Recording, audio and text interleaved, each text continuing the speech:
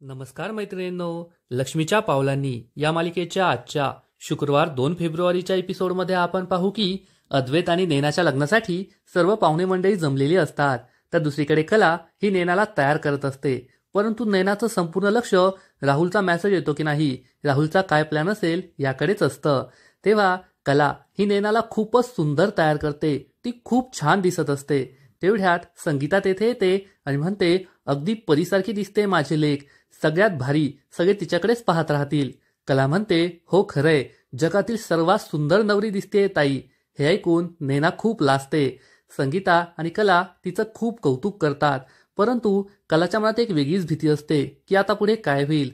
तर नैनाच्या मनात भीती असते की राहुल कोठे गेलाय, तो येईल ना, सगळं नीट होईल ना, हाच विचार ती करत असते. आता अद्वैत आणि त्याचं संपूर्ण कुटुंब हे कार्यालयात पोहोचतं. सगळेजण हे आतमध्ये जाऊ लागतात, खूप खुश असतात.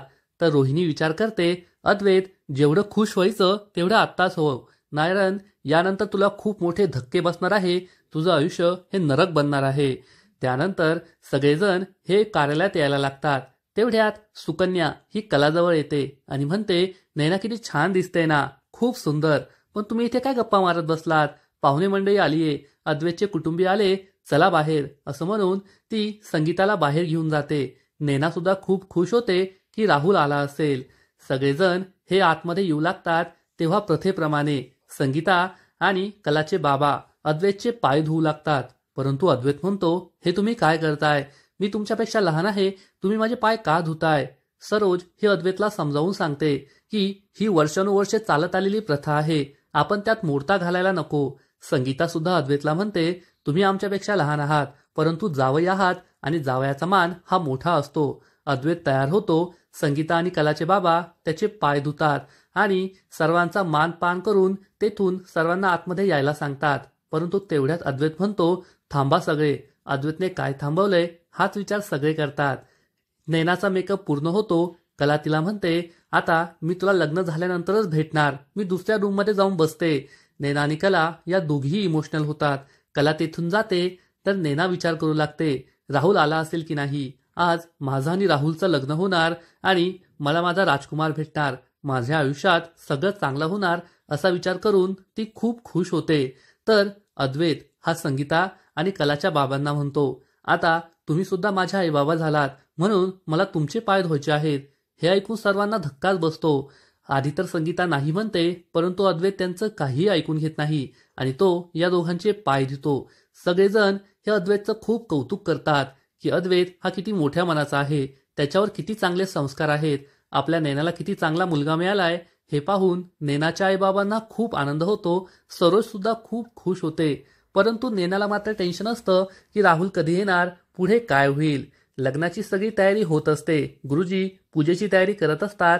अद्वैत आणि त्याचं संपूर्ण कुटुंब कार्यालयात येऊन बसतं. सगळेजण त्यांच्या पुढे पुढे करत असतात. काय हवंय, काय नकोय याबद्दल विचारणा करत असतात. तेव्हा रोहिणी विचार करते, यांनी तर चांगलाच लग्न जमवलंय, कुठून जुगाड केला काय माहीत. सरोज आणि सगळेजण हे सुद्धा खूप खुश असतात. तर सोहम हा अद्वैतची चेष्टा करत असतो. गुरुजी आबासाहेबांजवळ येतो आणि विचारतो की तुम्ही सगळी पूजेची तयारी पाहून घ्या, पूजेची तयारी पूर्ण झालीये. आबासाहेब म्हणतात, त्याची काही गरज नाहीये, तुम्ही सगळं नीटच केलं असेल. तर नैना मात्र खूप टेन्शनमध्ये असते. राहुल कुठे गेलाय, तो आलाय की नाही.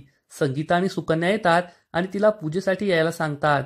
नैना खूप टेन्शनमध्ये असते. तर कला ही देवी आईसमोर हात जोडते आणि म्हणते की अद्वैतचं माझ्या बहिणीवर खूप प्रेम आहे, सगळं नीट होऊ दे. परंतु त्याच वेळेस देवी आईसमोर असलेला दिवा विझतो, त्यामुळे कलाला खूप टेन्शन येतं. देवी आईने कोणता संकेत दिला हाच प्रश्न तिला पडतो. काजल तेथे येते आणि म्हणते, चल बाहेर. कला सांगते, नको, मला पाहिलं तर परत सर्वांचा मूड ऑफ व्हायचा. काजल तिला समजावून सांगते, बाहेर खूप गर्दी आहे, तू कोणाला नाही दिसणार, तू चल बाहेर, असं म्हणून ती कलाला जबरदस्ती बाहेर घेऊन येते.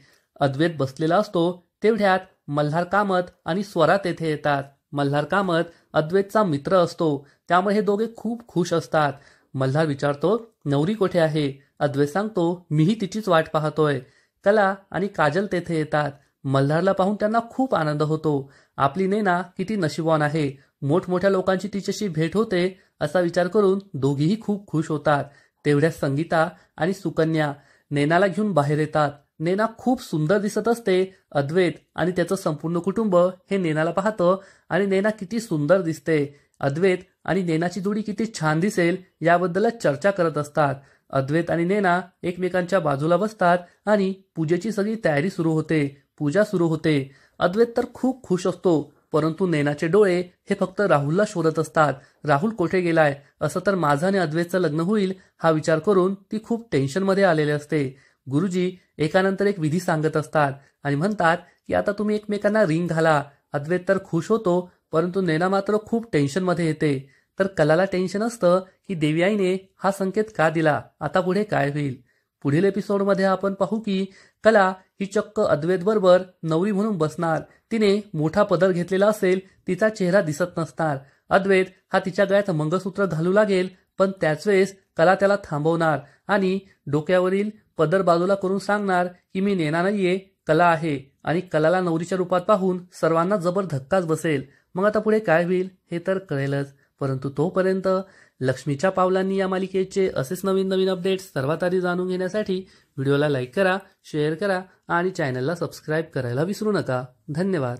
नमस्कार मैत्रिणींनो,